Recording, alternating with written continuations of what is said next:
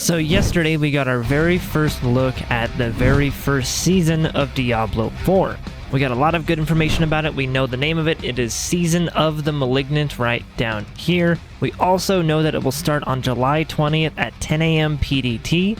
But we also heard that on July 18th, just a few days before, we're actually going to get a really big patch that's basically going to include all the new content, the new legendaries, the uniques, the other things like that. A lot of the new mechanics are going to be added in there, but they're going to be disabled. So July 18th was the date they said that you want to log in and start activating all of your accounts and all of your characters, so that way once it all propagates to your main account, you'll have all of your Lilith stuff, all of your renown things, all of your Fog of War completions activated to your account. So July 18th is going to be the day that you want to go to each of your characters and log into all of them to propagate all of the information, all the Lilith statues, all of the everything that you possibly have gotten in the game for Fog of War or for the renown stuff, and it will add that to your account-wide progress, adding it all up individually, and that will start on July 18th.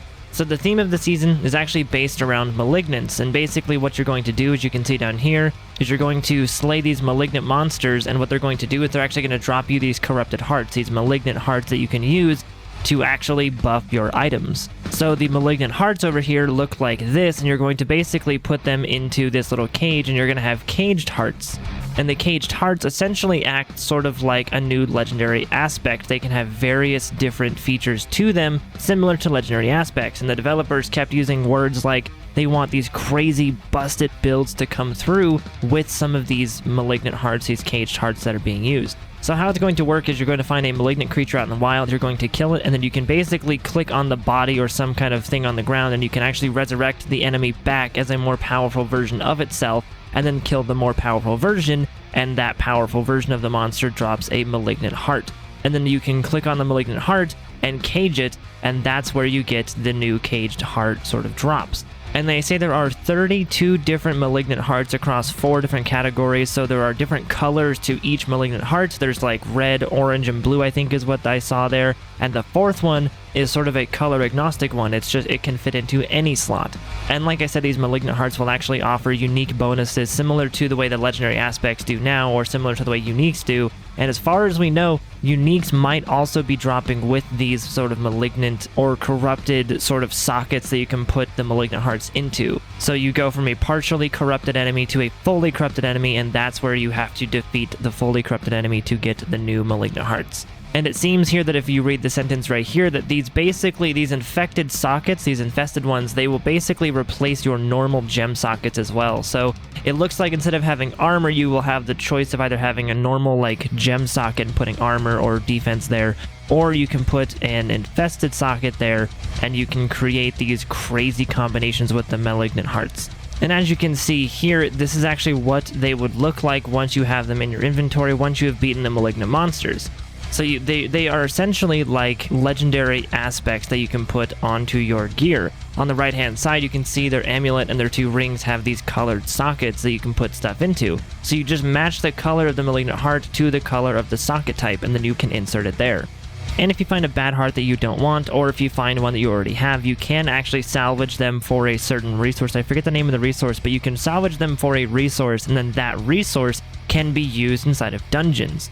So when you break down the malignant hearts, you actually get invokers, and what invokers can do is they allow you to target farm specific colors of specific hearts. So if you're looking for a blue or an orange or whatever color you're looking for, you find these dungeons that let you target farm. So you can find these events called Invoke the Malignant event, and what that does is you can use the invokers on those white or the purple orbs, so there's going to be different color orbs around this little nest. And what they can do is that's how you find different hearts. So if you click on the purple orb like they do in the video, you have to fight a special boss, and that boss will then be defeated and you can get the heart at the end of it.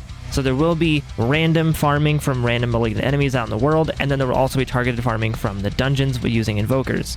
So of course we did find out more about how the seasonal characters will actually work and what kind of things will transfer over from your main accounts to your seasonal characters. So the new season starts on July 20th, but they say that you must have completed the campaign on either the Eternal Realm or a seasonal realm with at least 1 character, and once you do that, then you have the option to skip the campaign like normal, Your mount will be available immediately, and all previously discovered Altars of Lilith and discovered Renown stuff will be available to you. So all the Fog of War, all of that stuff will be available on your seasonal characters as well. So like they say, all of the discovered map areas and corresponding Renown for them too will also be available for the seasonal characters.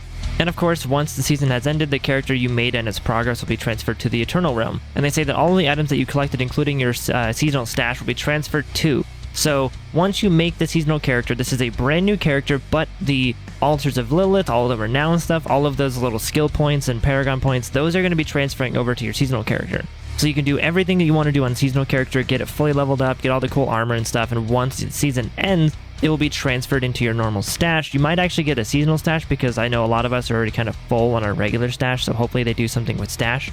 So they do say that you can take your characters into Sanctuary whenever we please, but the season-specific features like the Malignant Hearts will no longer be accessible. So during the seasons with the Malignant Hearts and stuff, whatever the season mechanics are, those will only be in the season, so all of your Malignant Hearts will no longer be accessible.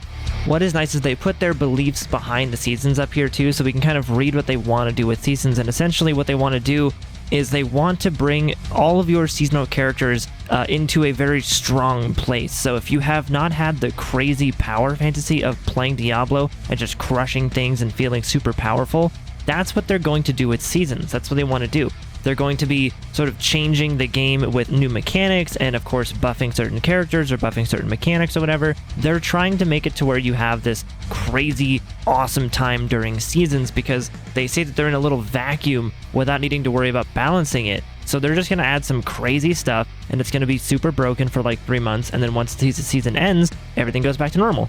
And as you can see here, there are 7 different chapters for the new season's journey, the story of the actual season. There's 7 different chapters here, and each one offers a small reward. Whether it be favor or certain little bundles or certain aspects or whatever, you can actually get different things. And these favors can be used to climb through the Battle Pass tiers, which can be earned naturally by playing the game, whether it be killing monsters, completing quests, and more. And throughout the season journey, they've also announced that you'll be getting legendary aspects, some mastery titles, and of course a Scroll of Amnesia, which provides you a free skill tree and Paragon board reset as well. So the Battle Pass, as you can see here, has a bunch of different options that you can unlock, just like a typical Battle Pass, so in the sense that like it will have a paid track and a free track as well. So you are able to purchase the premium track and get all of the rewards, or if you don't want to pay for it, you can only get certain rewards, but there are going to be free rewards as well. And those favors unlock a little bit of progress towards your actual Battle Pass here.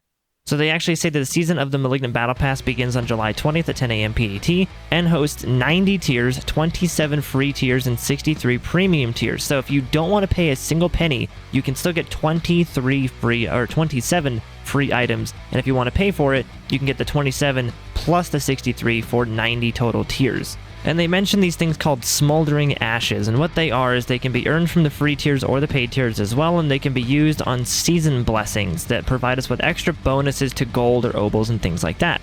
So these seasonal blessings over here, the Smoldering Ashes, like I said, can be used on different things. So you can boost your XP from monster kills, boost the amount of gold earned from vendor sales, boosting the chances of finding rare materials from salvaging them, boosting the durations of all elixirs, and boosting the chances of finding powerful Malignant Hearts dropping. So each stage has 4 levels, allowing you to get a maximum of 12% more XP from monster kills. You're going to get 20% more gold from vendor sales. You're going to get 40% more materials from salvaging things, a 60% boost to all elixirs, and finally you're going to get a 20% increased drop chance for the Malignant Hearts. So overall, these are some pretty big bonuses. I know the elixirs one is going to be huge too.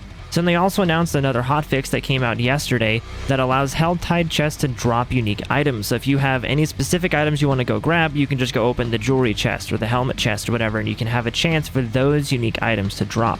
So all of the Necros that are wanting the Ring of Mendel, you can go open the jewelry chest. Any of the Druids that want the Tempest Roar, go open the helmet chest, things like that. Like if you have any specific drops you want, you can now go to Helltides and kind of do targeted farming there. On top of that, they actually increased the crafting materials cap from 9,999 to 99,999 as well. So for all of you hoarders like myself who are already about to reach the cap, you can now hold even more.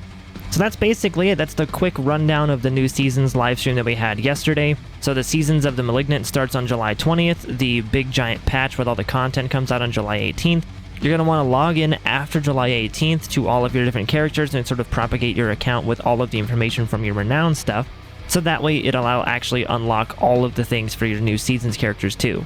And I think there's only one other requirement, like beating the campaign and then maybe being like level 40. Like, you're just going to want to basically make sure that you are caught up with the end of the campaign, and that's pretty much all you're going to need to do before the new season comes out.